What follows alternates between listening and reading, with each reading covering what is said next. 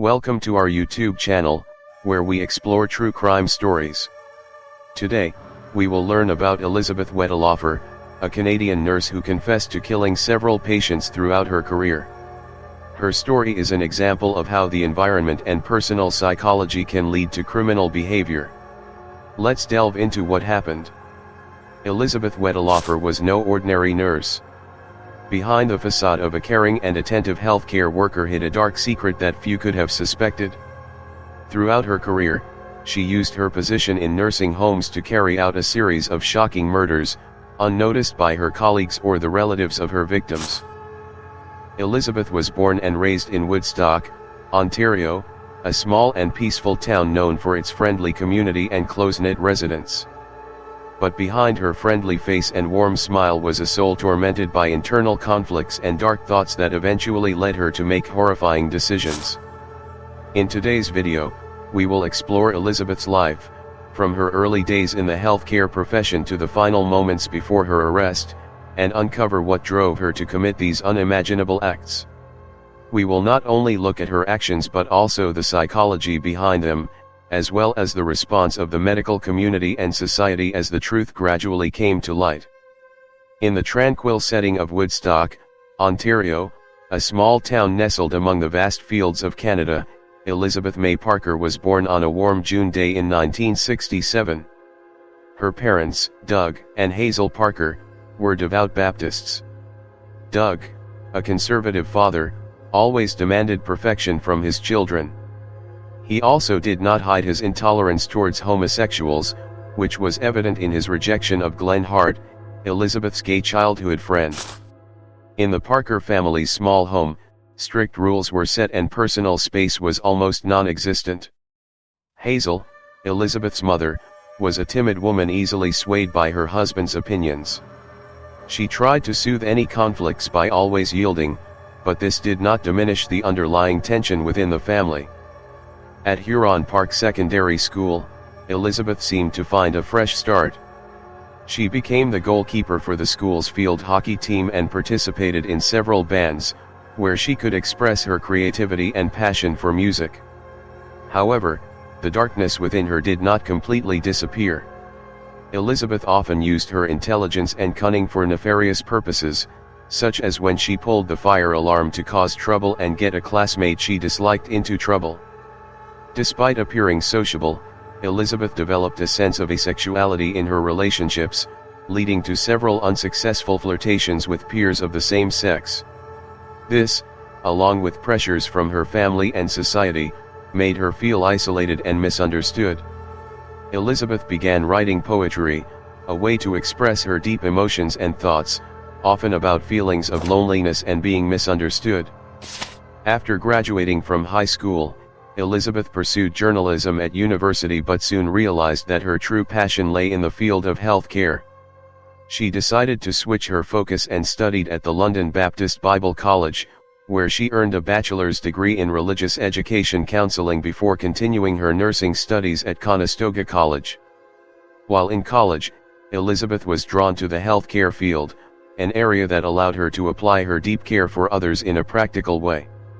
She abandoned her initial intention to become a journalist and pursued a seemingly more noble career, nursing. Elizabeth completed her training at Conestoga College, where she gained extensive knowledge about healthcare but also began to show the first signs of a personality much more complex than what her friends and teachers perceived. Elizabeth met Donnie, a truck driver, at a community event in the mid-1990s. They quickly felt a bond over shared ideals and goals. They married in 1997 in a modest ceremony at a local church, where they vowed to support each other for life. However, soon after their wedding, problems began to surface. Elizabeth struggled with bipolar disorder, which caused severe emotional ups and downs, affecting their relationship. Elizabeth began using prescription medications to manage her symptoms, but eventually, she abused them. Her mental health became more unstable, leading to uncontrollable behaviors and risky decisions, including forming relationships and seeking intimacy outside of her marriage online. When Donnie discovered Elizabeth's online relationship with another woman, the conflict between them became irreconcilable. The marriage between Elizabeth and Donnie ended in pain and bitterness. They divorced in the early 2000s, leaving Elizabeth with a profound sense of betrayal and deep loneliness. This divorce added to the instability in her life, prompting her to seek comfort in her work as a nurse, where she felt she could control and impact the lives of others, a critical factor leading to her later actions. Elizabeth Wettlaufer entered Care Sandcare, a quiet nursing home located in a small city in Ontario, as a registered nurse. This rustic and warm space quickly became a dark setting for her sinister actions. Elizabeth began using insulin, a common diabetes medication used to control blood sugar levels, as a tool to inflict pain and death. She carefully selected frail patients whom she believed would be unable to raise alarms or resist. The poisoning incidents were sophisticated and gradual. Elizabeth calculated insulin dosages to cause adverse reactions but not immediately lead to death, allowing her time to observe the patients and decide when it was the right time to end their lives. She meticulously recorded patients' reactions and adjusted the dosages in a way that only a medical expert could understand. In moments alone with patients or in conversations with colleagues, Elizabeth frequently discussed the difference between right and wrong, and how she felt when she helped patients pass away. She described her outbursts as a release from the voices in her head, and the emotional waves she called red waves, often triggered by stress or a sense of losing control. With each death, Elizabeth became bolder. She not only limited herself to using insulin but began experimenting with other methods such as increasing pain medication dosages or altering patients' treatment plans without prior notice to doctors.